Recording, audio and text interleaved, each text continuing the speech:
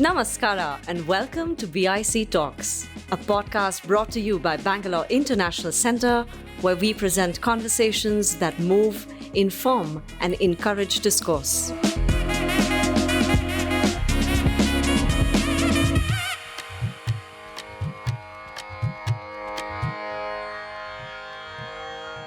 Hi, good evening, everyone. In this conversation today, we hope to understand why a certain group of people chose certain methods to, to struggle for what they felt was right. We'll also discuss how in Karnataka, specifically, Naxalites have come over ground and how Karnataka has been very successful in this approach. But just before that, I just wanted to give a very brief background for those of you who may not be familiar with Naxalism itself. So, the story of Naxalism in India begins in 1967 from the village of Naxalbari, when a group of peasants led by a very charismatic leader called Charu Mazumdar attacked landlords. That's why the name sort of became popular. From Naxalbari, we have Naxalism, Naxalite, Naxals. In its early days, it drew a lot of popular and intellectual attention. People like Satyajit Ray and Mrinal Sen made films about this. This extreme left movement soon launched guerrilla zones in different parts of the country, but was constantly splintered. That's one very sort of peculiar aspect of the left movement in India, that it keeps getting splintered on ideological lines, whereas the right wing has always remained somewhat consistent or cohesive. But this extreme left movement considered the state to be feudal, and in a way, through its ideology and through its actions, was constantly challenging the states, challenging the might of the state. Later, the dense jungles of Dandakaranya, which sprawl across Chhattisgarh and spill over into other states, was recognized as a base for this extreme left movement. And over the next few decades, these various left wing extremists who are operating in different parts of the country merged in 2004 to form the Communist Party of India, Maoist. And that's why the term Naxalites and Maoists are now used synonymously. So, more recent history, around 15 years ago, the then UPA government launched an all out offensive, which was commonly known as Operation Greenhunt, targeting armed cadres of the CPI Maoist across the Red Corridor, which consisted of Naxal-affected districts spanning central and eastern India. At that time, this was in 2009 or 10, if I recall correctly, there were at least 165 districts which across the country. Interestingly, these districts were all coterminous with the most backward, primarily tribal, but also the most resource rich parts of the country. The BJP government, which came to power in 2014, continued this policy of an all out offensive against the Naxalites. Since then, since 2014, there has been a marked decline in Naxalite activity in the country. Recent reports suggest that it is restricted to 50 districts now, down from 165. In a strong policy statement, Home Minister Amit Shah stated that Naxalism will be completely eliminated by 2026, signifying the state's all out approach to use overwhelming force to quash Naxalism. But there have been grievances, there have been questions. Does this approach address the grievances of the people who live in these regions? of the displacement, of the exploitation of the rich natural resources that are present in these lands. Naxalites have also surrendered, but questions have been raised on the efficacy and sincerity of the surrender policy. Karnataka, as part of the national movement or allure of Naxalism, Karnataka was also impacted by the wave of Naxalism, and commencing in the 1980s, cadres were recruited. We have here Mr. Noor Sridhar on my extreme left, who joined the Naxal movement in the 1980s during that period. And he is a left wing extremist in that way. So he will explain, he will talk about what led to his joining the Naxalite movement.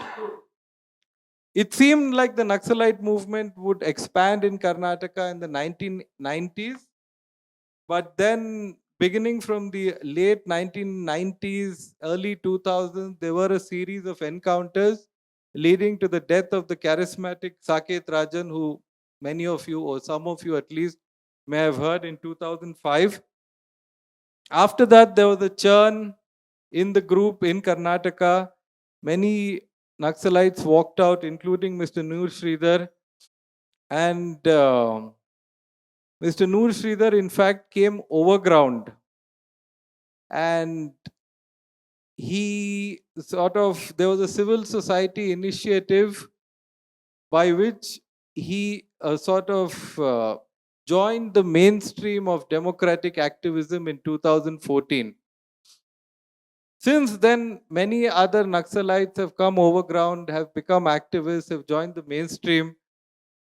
Early into 2025, early this year, what was significant was that the last group of Naxalites in Karnataka surrendered. So the session will sort of discuss the trajectory of this of Naxalism in Karnataka, commencing in the 1980s, ending in 2025. And we are sitting here with three people who played a very crucial role in the surrender of the last batch of Naxalites. We'll also look at the state's role. Is the state, or was the state, empathetic to the concerns of the Naxalites who came overground? So broadly, this is what I intend to cover. I want to start by asking Mr. Noor Sridhar to tell me, what does it mean to be a Naxalite?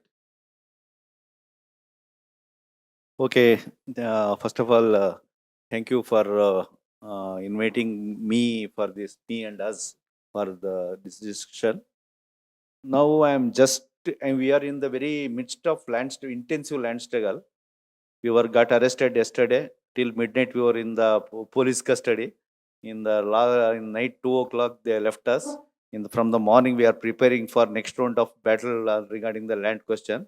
As you might have read in today's newspapers, and Devanhalli land struggle is going on. Some 13 villages near airport are being in the process of their acquisition. People are fighting against this from 1,180 days. So a lot of intensive struggle is going on. Why I am referencing is this: Naxal movement is very much linked with the land question. So whole question started for the land only. As Vikar referred, Naxal movement started in 1967 in a very small village called Naxalbari. Is a name of a village in West Bengal, in Siliguri district. It is one small village.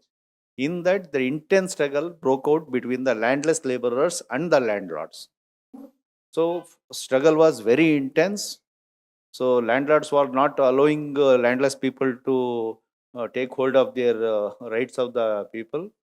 At that time, people were they forcibly gone and acquired took over their lands, and police interfered, and police fired on the farmers. Some landless laborers died, but they retaliated. They killed some police. Then there is a lot of police offensive on the villages. So some youths went to the jungle and they took the arms. It started. It is just a fire for land started there. From it is in a very speed way, it spread throughout the India, because before that 67, many rounds of struggle for land was happened in India. Not now, it's starting from the before 19th century. Lot of waves of struggle have gone for the land question. For Telangana movement was a very big movement. Many struggles happened. People got frustrated that we are not getting the land because government is not allowing us to get our right of the land. But land hunger was very intense in this land actually. So when people are not getting, it was a frustrating move to get their rights. It is one type of frustrating move. It is one type of intensive effort to get their rights. Naxal started from there. So it is spreads. The land question is still there. We also fighting for the land. And in Karnataka, big land question is there. Now there are 18 lakh Bagarukum landless people are there in Karnataka. They are continuously fighting for last 30-40 years in Karnataka. Even government is not giving their right. This is still continuing. But the essence of the land is now changed. When it started, the essence of the struggle of the land was with the land, to get the land from the landlords. It is basically anti-landlord struggle to get this thing. But now land question is shifted to it is a corporate question. Now corporate is acquiring. Now struggle is going on. So land question is not resolved. That central question is not resolved. But the party that side has changed from landlords to this side. This side people are still fighting. So this is basically a very rightful, just for the justful right, this struggle started. This is the essence of the Naxalbari. But struggle, core of the struggle started from the land, but the dream of that movement is to make India a real democratic country. Naxal movement feel that it is not a democratic country. Whatever democracy we have, it is a formal democracy. It is a nominal democracy. Essence is not here democracy. It is a basically semi-feudal country. Here caste and everything, patriarchy, communal, everything, lot of pre-capitalist, pre-democratic roots are very strong in this country. So Naxalites want to break this earlier chains and liberate this India and take it to the real democratic revolution, the real democratic country. But how to go for that revolution? So generally, when the anyway democratic process going on, elections, you can Why participate. don't you talk about your own journey? That I think will give a sense to the audience of where you started from and where you came and why you chose to exit. Why? I will add one point. That's all. Then I will come back to this. So then questions comes that when question is whether through elections we can change this society or not. On this question, Naxalites took a position that it is not possible to common people, especially oppressed people, exploited people, to come to power in this setup to change this system. Even if electorally we win also, this bureaucracy and judiciary will not allow you to take a real power. So that way, armed struggle is inevitable through overthrow the exploiters and this thing. This is the dream. This is as an idea that is there. Whether it is practical or not, that is a debatable question. This is the essence of the Naxalite movement overall. Now coming to my journey, as Vikar said, for the Naxalite movement, people come from the two streams actually. One from passionate stream to do something good, something real to change this world. Another is from severe frustration. So they want to get their not getting their right. With that frustration also people will come. Whether they will come with their passion or with the frustration. Basically, my journey is from the passion, not from the frustration. Basically, I am from a Sufi background. My Nana, my mother's father, he is basically a Sufi saint. We having a dargah near Challakere. There is one Chikamanali, small village. There is lot of followers are there for him.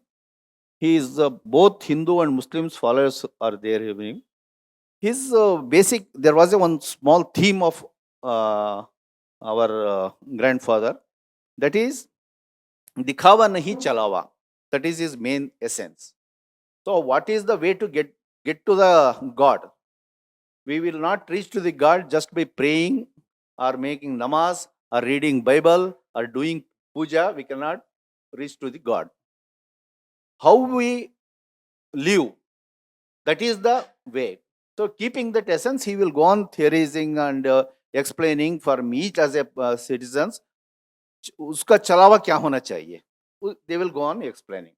So when we grew up in family, my brother, my sister, among us, lot of discussion came.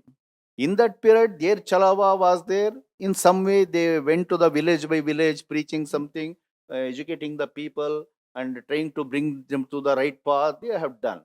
But now, what is our chalawa? What we must do to this society? That passionate question came our discussion among them. My another brother is there.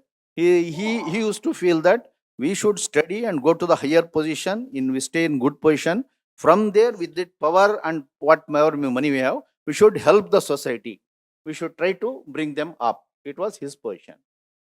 But at that time, when this discussion started, I was studying in engineering in Chitradurga. From many students came from Andhra Pradesh. They have linked to they have seen the Naxalite movement from near. So they were used to explain all those stories. Their radical student movement was going on very intensively. Student going to the villages and making campaigns and staying in the villages, fighting, working in support of the peasant movement there, fighting against the landlords. When police comes, even fighting with the police. All these stories, songs of the Gaddar, all those influenced a lot. At that time, when my brother was telling that, I challenged that viewpoint and I said that. So ultimately, we are saying that we go some seat and we will give something. Again, people have to take and come. No, this is not the way.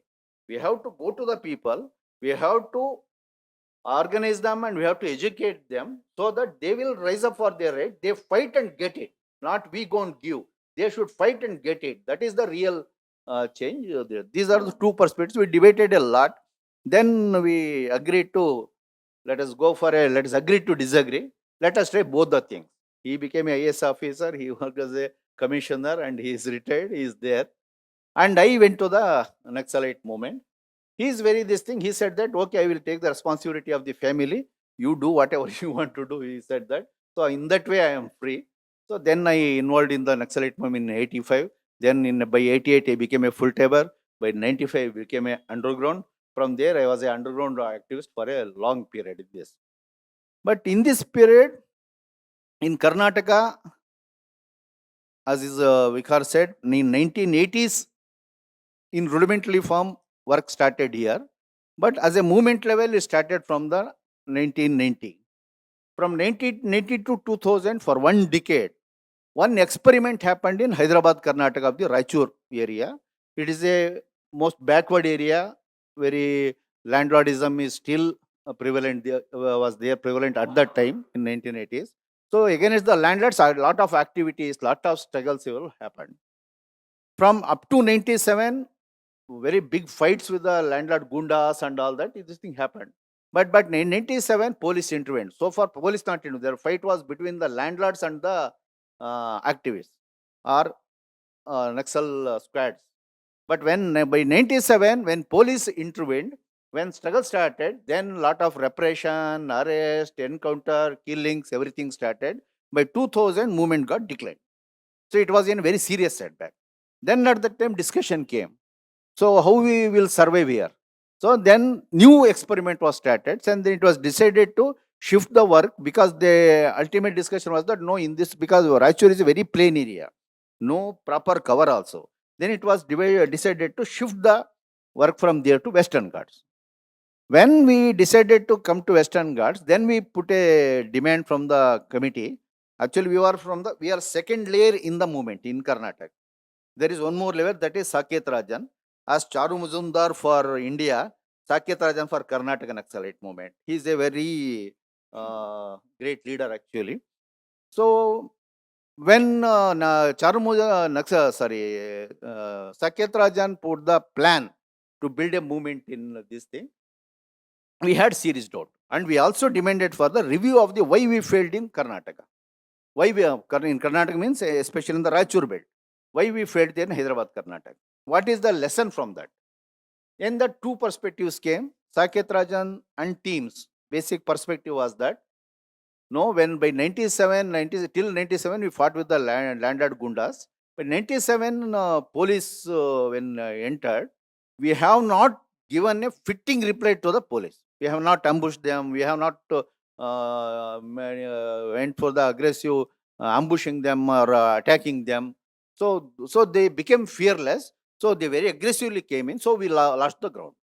So if we want to sustain, we should be more fearful, and we must give a fitting fight from the beginning. So that was his position. We analyzed it and we said that no, that is not the thing.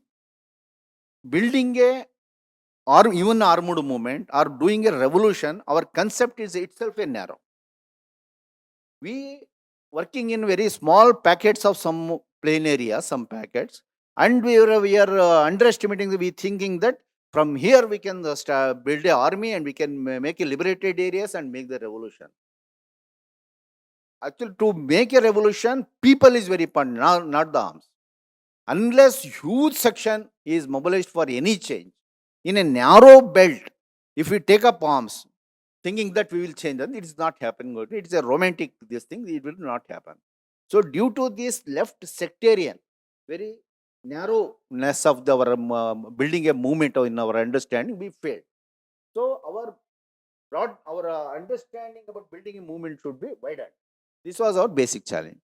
Then when come to the Malnad, how we are going to do, then Saket Rajan put the proposal. No, just for the sake of time, I'd urge you to briefly narrate the rest of the story. Otherwise, Mr. Shripal and Ms. Tara Rao won't get adequate time. So when I'm finding this extremely interesting, and I'm imagining and having known you, imagining how you must have been in the 1990s when you were contemplating ambushing policemen, taking them on.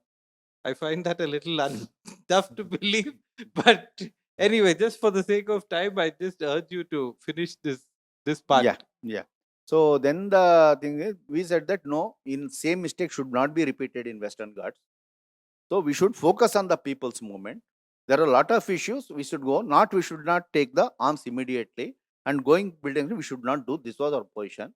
But lot of debate happened. Even it was not resolved. And Central Committee upholded the Saket Rajan's position.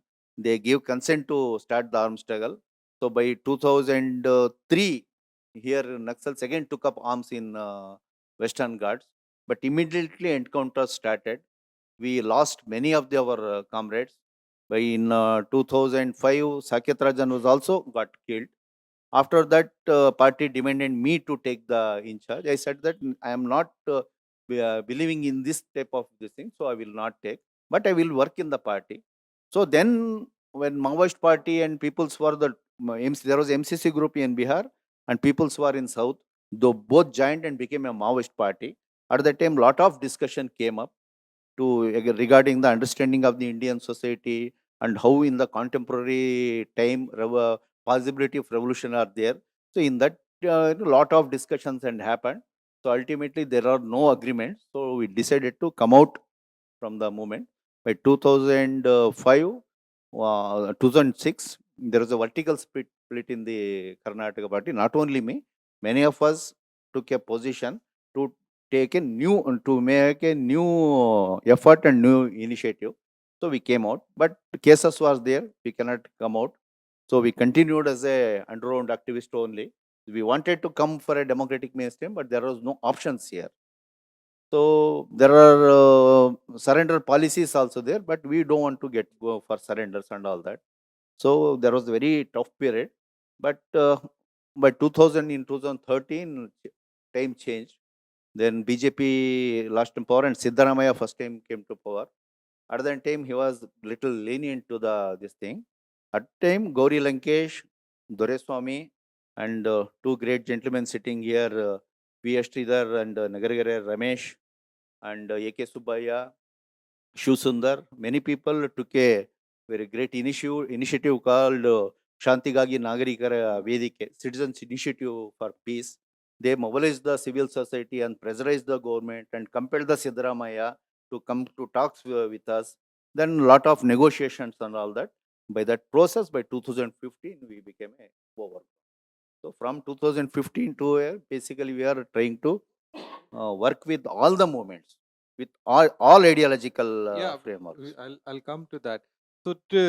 So I think all of you must have gotten a sense from what happened from the 1980s to 2014. I think you came over ground. 2014 end, Yes, but I was 14 in prison for some days, and 2015 January 15. I came out. Yes, 2014 along with end. Mr. Sirimane Nagaraj is Yeah, also Sirman Nagaraj is here. also, myself and Sirman Nagaraj, both of us came. So the first two, how do I say? Did you come over ground? Did you surrender? What is the term that I We should came use? to the democratic mainstream of people's movements. So surrender would be the wrong term, Sure. even though it's commonly used. Sure, I don't want to take more time. Anyway, Taraji will say. Yeah. So okay, so after you came to the democratic, When just I say when.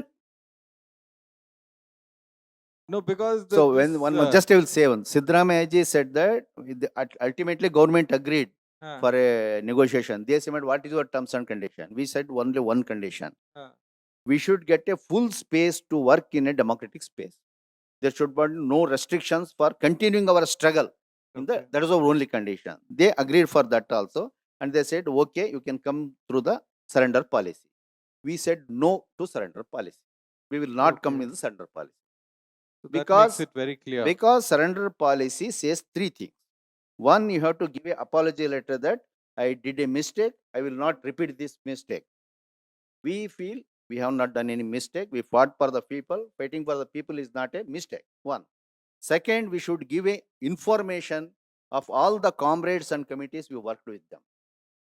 Yes, we dissociated with them on ideological differences, but still believe that who are working there, they are passionately working for the downtrodden and for the change. So we feel they are the revolutionaries still. They are not any terrorists and all that.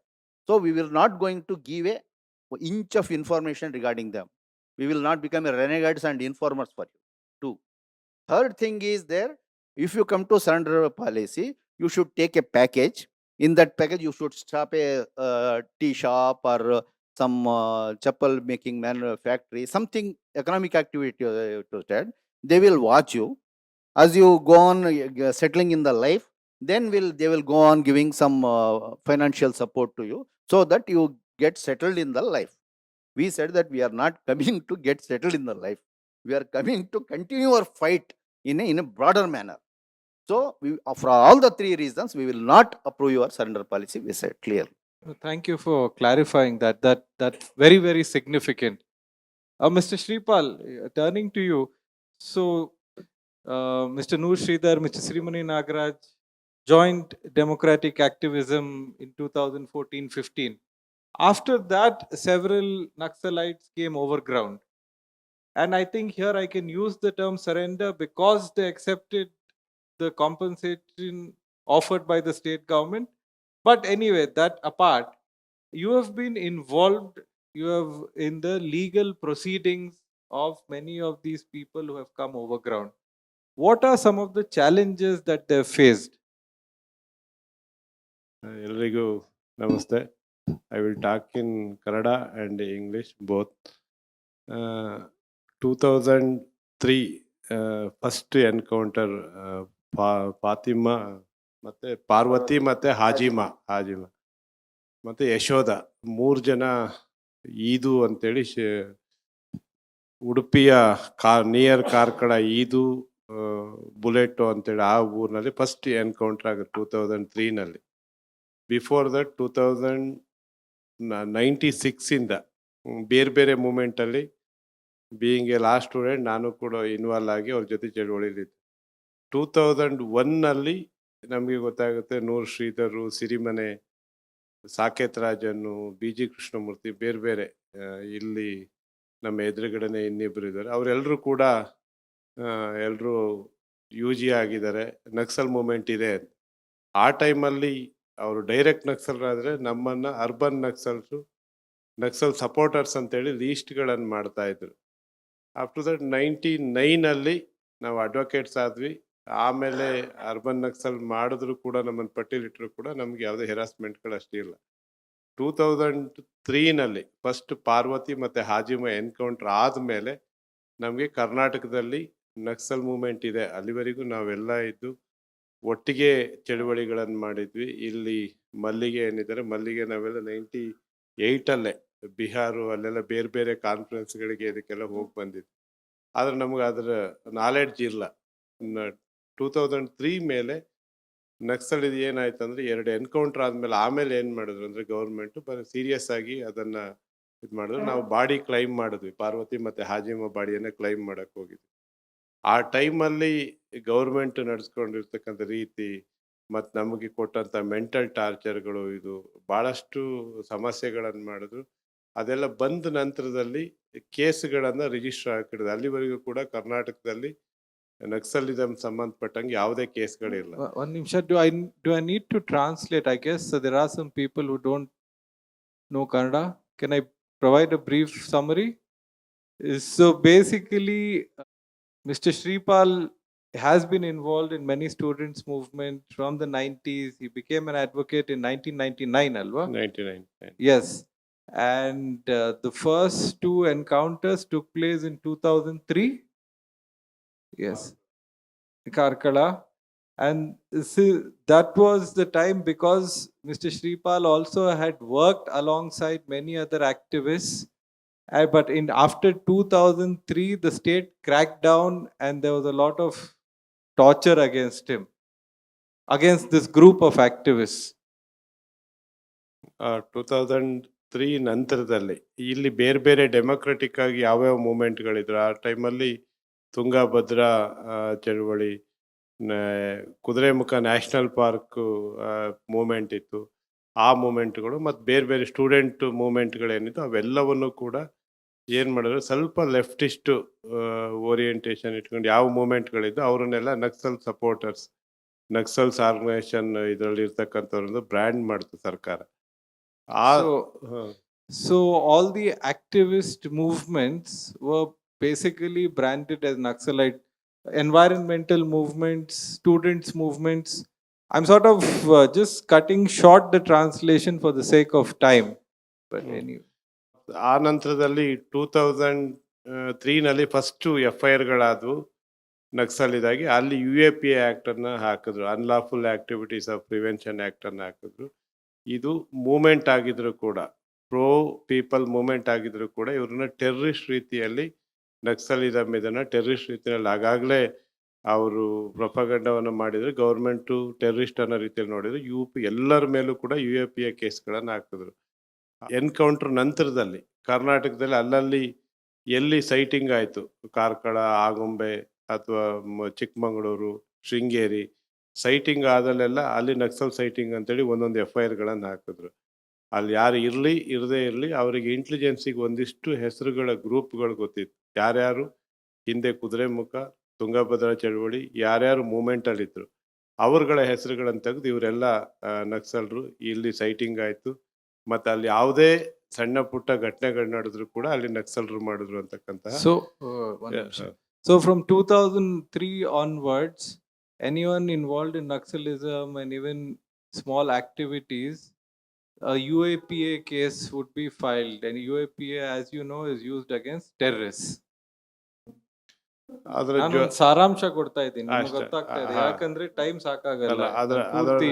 Next UAPA ಜೊತೆಗೆ ಏನು ಹಾಕ್ತಿದ್ರು ಅಂದರೆ 120B ಮತ್ತು 124A of IPC Indian penal code. ಅಂದರೆ ಒಂದು conspiracy against government conspiracy, ಇನ್ನೊಂದು sedation. ಇವೆರಡೂ ಸೆಕ್ಷನ್ಗಳನ್ನು ಹಾಕ್ತಾಯಿದ್ರು. UAPA ಸೆಡೇಷನ್ನು ಮತ್ತು ಕಾನ್ಸ್ಪಿರಸಿ ಹಾಕಿದ್ರೆ ಕೋರ್ಟ್ಗಳು ಬೇಲ್ಗಳನ್ನು ಕೊಡ್ತಾ ಇರಲ್ಲ.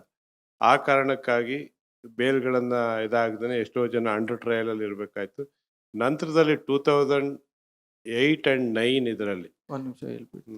So because of UAPA, sedition, conspiracy, these were non-bailable sections under which they were charged. So they would remain in jail as under trials for a very long time. And now 2008, 2009. ನಾವು 2008 first Suresh Naik ಮತ್ತೆ ಸರೋಜಾ ಅಂತಕ್ಕಂದ್ರೆ ಅವರು ಮೂಮೆಂಟಿಂದ 2006 ಮೂಮೆಂಟಿಂದ ಹೊರಗಡೆ ಬರ್ತಾರೆ. ತುಮಕೂರು ಹತ್ರ ಎಲ್ಲೋ ಒಂದು ಕಡೆ ಸಣ್ಣ ಅಂಗಡಿಯನ್ನು ಮಾಡಿ ಲೈಫ್ ಲೀಡ್ ಮಾಡ್ತಾ ಇರ್ತಾರೆ. ಇವರಿಗೆ ಪೊಲೀಸಿಗೆ ಏನಂದರೆ ಒಟ್ಟು ನಕ್ಸಲರನ್ನು ಅರೆಸ್ಟ್ ಮಾಡಿದ್ವಿ ಕರ್ನಾಟಕದಲ್ಲಿ ಎನ್ಕೌಂಟ್ರನ್ನು ಬಿಟ್ಟು ಅಂತಕ್ಕಂಥಬೇಕು. ಅಷ್ಟರೊಳಗೆ ಸಾಕೇತ್ ರಾಜನ್ನು, ಮನೋಹರು, ಬೇರೆ ಬೇರೆ ಆಗಲೇ 7-8 ಜನರ ಎನ್ಕೌಂಟ್ರ್ ಆಗಿತ್ತು ಅಲ್ಲಿವರೆಗೆ. ಆ ಸುರೇಶ್ ನಾಯ್ಕ್ ಸರೋಜವನ್ನು ಅರೆಸ್ಟ್ ಮಾಡಿ ತರ್ತಾರೆ. ಅರೆಸ್ಟ್ ಮಾಡಿ ತರಿದಾಗ ಅವರಿಂದ ಆಗುಂಬೆ ಮತ್ತು ಕಾರ್ಕಳದ ಕಾಡುಗಳಲ್ಲಿ ಒಂದಿಷ್ಟು ವೆಪನ್ಸ್ಗಳನ್ನು, ಅಲ್ಲಿ ಬುಲೆಟ್ಸ್ ಇರುತ್ತೆ ಮತ್ತು ಬೇರೆ ಬೇರೆ ಇದನ್ನು ಅವ್ರ ಹೆಸರಿನಲ್ಲಿ ಸೀಸ್ ಮಾಡ್ತಾರೆ. ಜೊತೆಗೆ ಭಾರಿ ಇಂಟ್ರೆಸ್ಟಿಂಗ್ ಅಂದರೆ ಒಂದಿಷ್ಟು ಬುಕ್ಗಳನ್ನು ಸೀಸ್ ಮಾಡ್ತಾರೆ. ಆ ಬುಕ್ಗಳು Saroja Saroja and Suresh Naik and Suresh Naik are arrested and accused as Naxalites, charged under it and in Agumbe. Agumbe ಅಲ್ಲ, ಅವ್ರನ್ನ ಅರೆಸ್ಟ್ ಮಾಡಿದ್ದು ತುಮಕೂರಲ್ಲಿ. Tumkur, arrested in Tumkur. Hmm. And but some incriminating material, can we call it that? Fire ಐಟಮ್ಗಳು, gelatin ಕಡ್ಡಿಗಳು, ಜೊತೆಗೆ ಮತ್ತೆ ಬುಕ್ಸ್ಗಳಿರುತ್ತೆ. ಆ ಬುಕ್ಸ್ ಯಾವುದು ಅಂದರೆ Karl Marx, Karnataka history, Indian history, Indian map, Karnataka map ಮತ್ತು ಬೇರೆ ಬೇರೆ ಸೋಷಿಯಲ್ ಇದು, ವರ್ಲ್ಡ್ ಹಿಸ್ಟ್ರಿಗಳು, ವರ್ಲ್ಡ್ ಎಕನಮಿ, ಈ ಬುಕ್ಗಳನ್ನು ನಕ್ಸಲ್ ಇದಕ್ಕೆ ಸಂಬಂಧಪಟ್ಟಾಗಿ ಬುಕ್ಗಳು ಅಂತೇಳಿ 2000-3000 ಬುಕ್ಗಳನ್ನು ಸೀಸ್ ಮಾಡ್ತಾರೆ.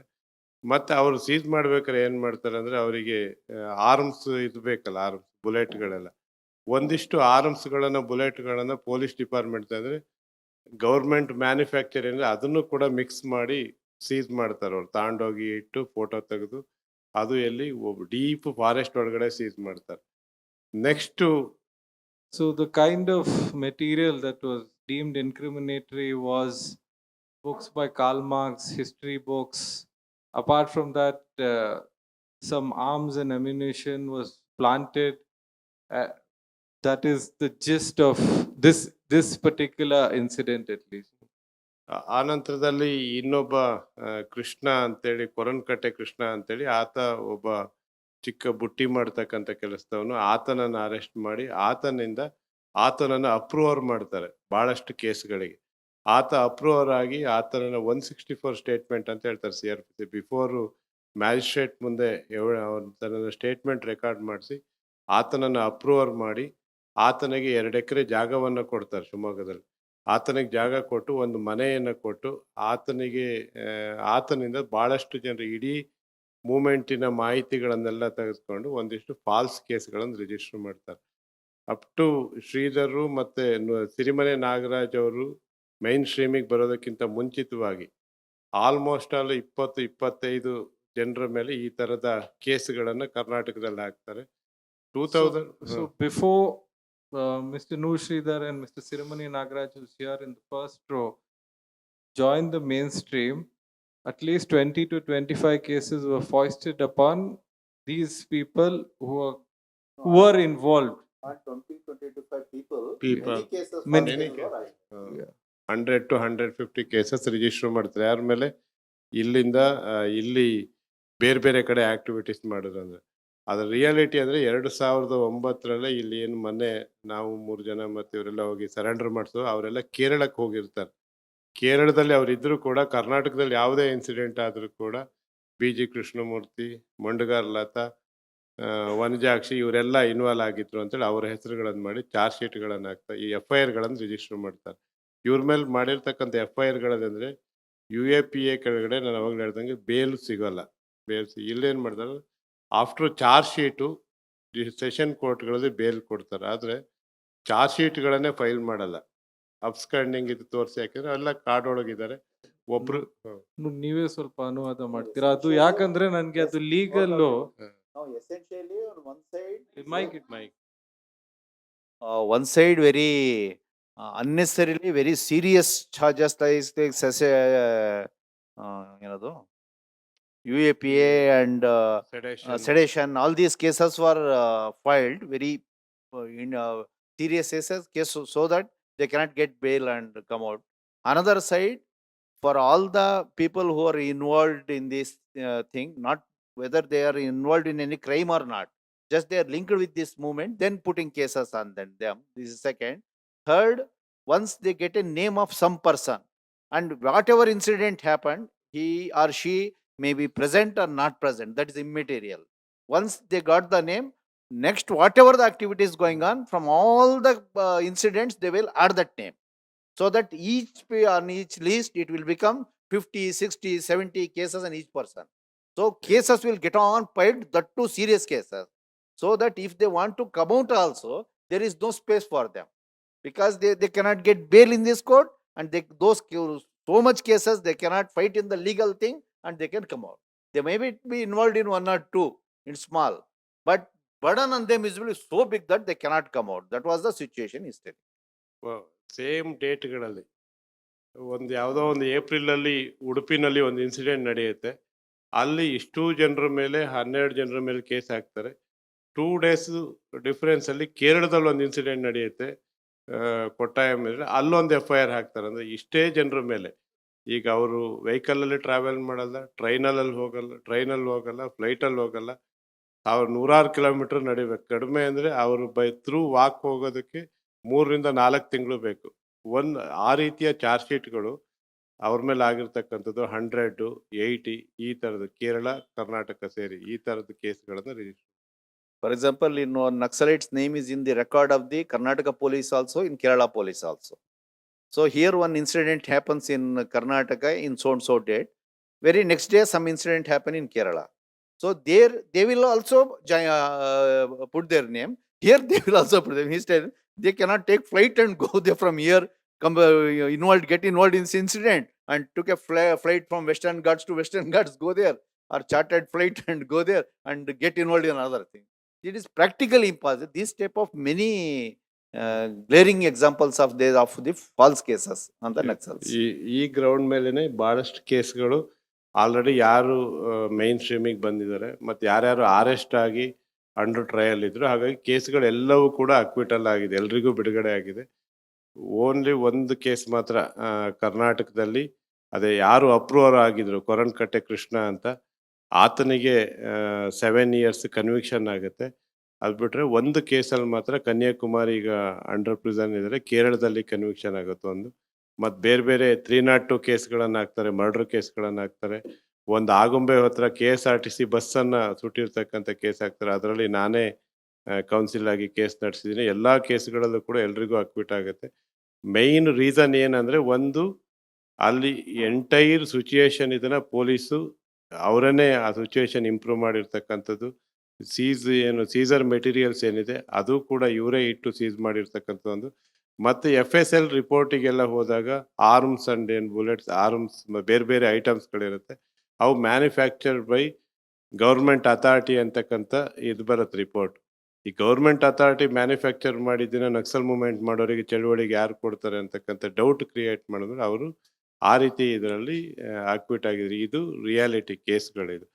ಈಗಲೂ ಕೂಡ Kanyakumari last 9 years 2017 Gauri Lankesh, AK Subbaiah ಮತ್ತು ದೊರೆಸ್ವಾಮಿ ಎರಡು ಇರ್ತಾ ನಾವುಗಳು ಕೂಡ ಟೈಮಲ್ಲಿ ಪ್ರೆಸೆಂಟ್ ಇದ್ವಿ ಚಿಕ್ಕಮಂಗ್ಳೂರಲ್ಲಿ. ಅವಾಗಿದ್ದಾಗಿದೆ. ಅವರೊಬ್ಬರು ಮಾತ್ರ 2017 ಇಲ್ಲಿವರೆಗೂ ಕೂಡ ಜೈಲಿನಲ್ಲಿದ್ದಾರೆ. ಕಾರಣ ಏನಂದರೆ, ಕೇರಳ ಮತ್ತು ಕರ್ನಾಟಕದಲ್ಲಿ 68 ಕೇಸಸ್, 68 ಕೇಸಸ್ಗಳಿದ್ವು. ಕೇರಳದಲ್ಲಿ, ಕರ್ನಾಟಕದಲ್ಲಿ ಇದ್ದು ಕೋಆರ್ಡಿನೇಷನ್ ಆಗಲಿ ನಾವುಗಳು ಇದ್ವಿ, ಆದರೆ ಕೇರಳದಲ್ಲಿ ಆ ಕೋಆಪ್ರೇಷನ್ ಇಲ್ಲ. ಮತ್ತು ಅಲ್ಲಿ ಗೌರ್ಮೆಂಟು ಕೂಡ ಇಲ್ಲಿ ರೀತಿ ಆ ರೀತಿಯ ಕೋಆಪ್ರೇಷನ್ ಗೌರ್ಮೆಂಟ್ ಕೊಡದೇ ಇರೋದ್ರಿಂದ ಇವತ್ತಿನವರೆಗೂ ಕೂಡ ಅಂಡರ್ ಪ್ರಿಸನ್ ಇದರಲ್ಲೇ ಇದ್ದಾರೆ, ಜೈಲಿನಲ್ಲಿದ್ದಾರೆ ಇವತ್ತಿಗೂ. So regarding this Naxal, this thing up to so far in Karnataka, case ಏನು ಹೇಳ್ತೀವಿ ಅದನ್ನು, conviction happened in only single case. All other cases so far were acquitted, but they are going on and suffering in the jails. Ultimately they will get convicted, but it will take 10 years, 15 years, 20 it will go on. Acquitted. Yeah, they get acquitted.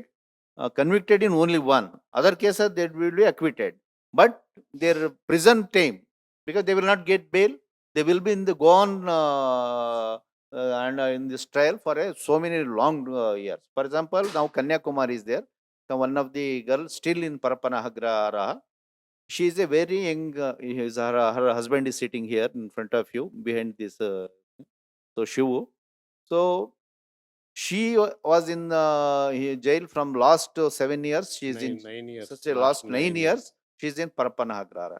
Actually, she is a very young and very bottom level activist. But on that small bottom level Adivasi activist, they both in Karnataka and Kerala, they have hoisted 67 cases. That too very serious cases, 67 cases. Out of that 67 cases, in one cases, she is convicted and she is still she is in the jail. When she went to the jail, she had a 1 year boy. That boy was there jail next 5 years in jail. After to release the boy from the jail, it was a big fight. Not for mother to get the child outside the prison. It was a big fight. This was the situation. Can I ask Ms. Tara Rao to talk about your involvement in the recent surrenders and how this was facilitated, the whole procedure? That will be valuable to listen to. Good evening. Yeah, I mean, it's very interesting. So Noor and I work together. Yeah. We've only known each other for about 2.5 years, but it would feel like I've known him forever. And it's really sometimes too much that I've only known him for 2.5 years. So I get this call from Noor saying, okay, you better get ready. We'll have to go in the next 2 days. Something's going to happen. So I go, all right, okay. And we've been talking about, Noor's life and all sorts of things and what's going on and what could happen and so on and so forth. Anyway, one evening, we all jump in the car, we have dinner together and we say, come on, we have to go. Why are we going? We're going because Noor has already established contact, because that link is, that bond is very much there, and I'll tell you how it actually played out. We left at 10 o'clock at night. Noor had already fixed up this rendezvous with these people. I don't know who they were. Next morning, we got there around 4:30 in the morning. By 6:30, we were walking into the forest. The question was, okay, so, where are we going to find them? So we walked into the next house that we said, oh yeah, This is so in Chikmagaluru. in Chikmagalur. We walked in and, we're standing outside and we said, oh, we've come here. And I was clueless, I have to say. And suddenly, these 6 people, I tell you, it brings me to tears, even recalling it. These 6 people just poured out of this mud house. And they just hugged Noor. There was this bond that, they have known Noor, but they haven't seen him for 18 years. And it is just what that's speaks volumes in itself. The day began with that. We found a coffee bush under which we sat the whole day, from 6 in the morning till 7 in the evening, when it was pitch dark. 7:45 to be exact. We sat together under this coffee bush. It was the most amazing set of conversations that I have heard and been part of. One of the reasons, these people had moved from Kerala, they had walked, and 3 months later, they had arrived in Karnataka. So while I was sitting there in this circle, so, sometimes Noor had to get up and have one-to-one conversations with somebody. With Shripal, they were all trying to catch up as to what's going on, because we are so disconnected from the world. So they were asking a whole load of questions from Shripal. And I just sat there, and I'm from Kerala, so my Malayalam is not of that level, but I would say it's at that level. So I just started speaking to some of them, and there was one of them is a girl from Jisha, is from Kerala. And it was quite interesting how, because of a language, how a connection is made. We don't know each other. But the conversation became of a daily kind. Oh, acha, where are you from? And this, that, and the other. And that regular. But in the middle of all this, I have to say, There, that some 5 people out from- of 6, 5 are from Karnataka. Yeah. But they went to Kerala and they worked there for 10 years. and then came here. back. So they knew Malayalam. So they know Malayalam. All the And 6 Malayalam, members know Malayalam. yeah. And so Malayalam was like this other language which they are so familiar with. One person is from Tamil Nadu. Anyway, the atmosphere there was one of what's going on. We are disconnected from the world. We have been actually, the party has disowned them. They're on their own. They're trying to do what they want. They think is right, and they're fighting for it. And some of them have been in that forest between 15 to 25 years, right? And they are trying to understand what should their decision or the next step be. Is this the fight that has to be continued in the way that I should fight it now? And that 12, 13-hour conversation was a whole round of what they had already thought. The kind of deep thinking these people have done about what are the issues that need to be fought for. These cannot be let go of. About Adivasis, so they have a very systematic, they've all made neat notes. It was so touching to see how these people are not, we think, oh, Naxal, they are roaming around the forest. No way. They have spoken to, they are the closest to their communities. They continue to ask questions of their communities. They are in touch with the issues in a real fashion. So when it finally came to, we were there to understand, were they ready to come out or not? If they were ready to come out, on what terms, right? So when it ended up with actually beginning this process, I believe that process began there while that conversation happened, while they wrote a very neatly written note to the chief minister saying, we are not going to surrender. There is no surrender. We want to find another way to continue our work, our struggle. And we will also tell you what are those areas that we will continue to fight for. And there was an 18-point, another addendum to the letter saying this is what we will continue to fight for. And we expect you to help us do that. So this is the kind of preparation, and this is what we were messengers, but we were also there to, to connect them to this world that, my God, they were going to come into in a few days. But we took that letter back to the chief minister. It was, there was the intelligence, all sorts of things, you can imagine the protocol and all this. And then finally, I want to cut it short, but what happened was, then there was an entire entourage that was supposed to take them from the forest to Chikmagalur. Yeah. What happened in a split second was chief minister suddenly decided, no, they must come to Bangalore. So there was an entourage that went all the way to Bangalore. And I will tell you just one last thing. The scene it was in the chief minister's office, right? Huge, you can imagine, long board meeting table and, a lot of chairs and all that. So we went in there. Noor did a wonderful job of introducing them to the entire cabinet, the, police chiefs, they were all there. The worst, the most ugliest part of this meeting was all these people sitting around this table, and those people who came out of the forest to whom they should be speaking to, they went and sat at the back.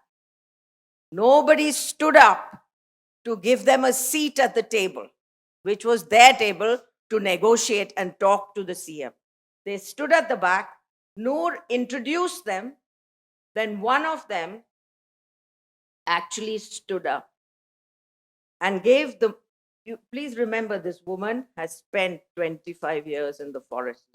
Lata stands up and she gives the most eloquent speech for about 25 minutes, saying, "We have not come here to surrender to you, Chief Minister. We are here to continue our work.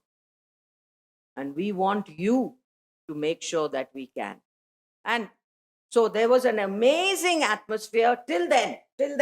And the Chief Minister sitting up looking and, really attentively listening, and the whole cabinet and all that happened. And of course, the Chief Minister was a bit dumbstruck and he said, "Yes, I've heard you," and blah, blah, blah. Then the whole gear changes and about 200, 150, 200 media people rushed. Oh, It is a record. I read 250. Biggest media conference ever in the CM.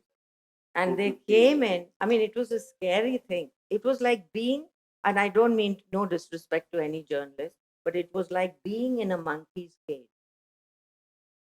You can imagine. There was two parts. First part was without media, Fine. only internal. Then second was. That's all. First was earlier was she spoke was without media. Then there was with the media interaction. At that time, whole they rushed into the hall with 250 cameras like guns. Anyway, the bottom line, I just want to say this. What this whole process was about was certainly not a surrender, but on the contrary, it was about somebody establishing their space in a most democratic way that she could, given the space she was given, and then go forward and claim that and make sure that the state provides the conditions, which we are still fighting for, to release them. But the state provides those conditions for these people to continue their fight, which is the most important part of this process. But I just wanted, Noor, one last sort of comment on the Karnataka model, which has successfully Ms. Tara Rao has said the fight will continue, but in terms of mainstreaming left-wing extremists, so the violent form of Naxalism has died in Karnataka? Yeah. Has ended? Ended. So, almost not only in Karnataka, Kerala, Tamil Nadu. One is due to ideological struggle. Half of us came up from the movement. That is one reason. Second, lot of encounters, lot of people killed. That is one reason. And lot of arrests also happened. That is also one of the reason. But ultimately, taking a decision, this new process started in nowhere it happened so far ever in India anywhere. Naxalites and underworld people have only two options only: go on fighting or get killed, or maximum if you are lucky you can be arrested and be in prison. That's all. That's the luckiest part. Otherwise, get killed or go on fighting or killing. That is the only two options for both underworld people and Naxalites. There is no another option to come out and even continue to work. There is no option, no space. That happened only in Karnataka, nowhere else. This is a miracle actually. So this happened due to the concept of the Shantigagi Nagrikara Vezige, Citizens Initiative for Peace. Actually, they stood for it. No, they have a democratic right to change their path. So it is question of changing the path, not surrendering to the state or leaving their movement. This concept, actually, there is luckily, Sidramaya is from the socialist background. Due to the pressure of the civil society and also some concerned CM, this magic happened in Karnataka. And first, myself and Sirman Nagaraj came. Then 8 people came. But when those 8 people, they were not so lucky as we two, because when they came, Karnataka Congress government lost and BJP came to power. BJP behaved them in very badly, and they were all in they faced very tough life actually. There no time, I am not explaining. They had a miserable life after that. But then Congress came to power. But the Congress at the time, again, second Congress is different. They are also continuing the BJP line only. They killed Vikram Gowda. This Congress government killed Vikram Gowda actually. This last process also, we started fighting with the Congress. Just for context, Vikram Gowda was a Naxalite who was killed in November in the hinterland of Udupi. Sorry, go on. First encounter was Shripal was referring was in Karkala. Last encounter is also in Karkala. That is from Vikram Gowda. Actually, in Vikram Gowda, media shows him as a big terrorist. As a Vikram Gowda, he's there, he's seen there, he's coming, wah, wah, wah. Actually, Vikram Gowda is a very simple Adivasi youth. He is not even a leader. He is a very activist Adivasi, but very honest and very simple activist actually. Actually, the Karnataka government declared national park and they issued a notice, as now they are issuing a notice here, Devanahalli. They issued a final notice to acquire their land. They had only half an acre of land, their family. He came to the movement to save that half an acre land. When this Naxal movement started, police took him and touched him many times that you are supporting Naxalite movement. So then he started feeling that if I will be here, they will again and again, this police will come and beat. It is better than getting beaten, better go to with the Naxals only. So he joined the Naxal movement. When he joined the Naxal movement, they blowed him as a big terrorist of Karnataka and they killed him recently. So this moved us a lot and we came openly and attacked Siddaramaiah and their government. Then Siddaramaiah called us, why you are furious? Then when you killed the boy, Adivasi boy and all that. So then no, he said that, okay, whatever it is the way. This is a contested issue because the police claims that they were attacked, whereas clearly, as Noor says, he was gunned down. No. I first early said it is like family. I'm not. Whatever we speak honest. No, nothing. It is not a assumption. Now 6 people came outside. In that 2 girls were eyewitnesses for the case. They were present at the site. These 3 people went to the house. First they came, actually, the Vikram Gowda went to his relative's mama's house because they came from the Kerala. They had no ration and nothing. They had very little money. They gave 650 rupees to his mama and said that we are going for a round and we will come back after 4 or 5 days. Please get us some sugar, tea and some rice. They said and went. But by this time, with the police, they got out that, they got hold of that mama and they kept him inside. And police were sitting for 4 or 5 days waiting for Vikram Gowda in that house itself. When Vikram Gowda and these 2 people came, Vikram was in the front side, these 2 women were back. So his mama was sitting there. He said, come. When he just entered, they took his mama and they fired in the hall itself and they killed. These 2 women are eyewitnesses. They escaped and came. Even this case, when this internal interaction with the CM and all that, in that cabinet hall itself, before the CM, Home Minister, DCM, Lata told that we seen Vikram Gowda get killed. But we will not tell now because this will hamper the whole process. But they demanded a right. When there is a need, we will speak for this Vikram Gowda. And ultimately for this whole process, government agreed. In the legal thing, you can raise the question. That question is still pending. That will come up in future. Okay. So I think the main point that you made was that the Karnataka model is unique. Yeah. And I just want to open it up to... Karnataka model is unique in the making. We have not reached, there is no completion here. Karnataka model could be unique. Shripal and his team are working towards that. The government is cooperating. We can see how the government can work. When this process was happening, V.S. Sridhar sir stood and said to CM that Kadinda Nadige, it was the famous Naxalites are from Kadinda Nadige coming. He said that no Kadinda Nadige, we are bringing from Kadinda Jailige. Now it is your responsibility to bring them from Jailinda Nadige. We brought them from Kadinda Jailige. You have to bring them from jail in the Nadige. CM repeated in the press meet and said this, yes, we agree, we take this responsibility, we will do it. But that process is going on, still they are in the jail. When they will come out and when they will can be the part of our struggle or whatever we are doing, then it will complete that mission.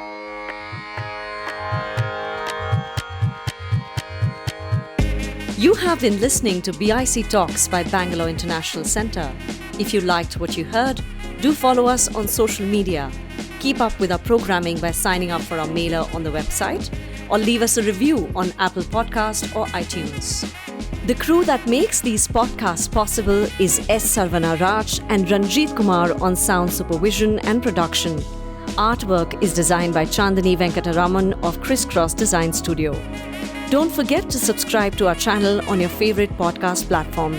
It can also be accessed on our website, bangaloreinternationalcentre.org. This is Sunena Jain signing off on behalf of everyone at BIC.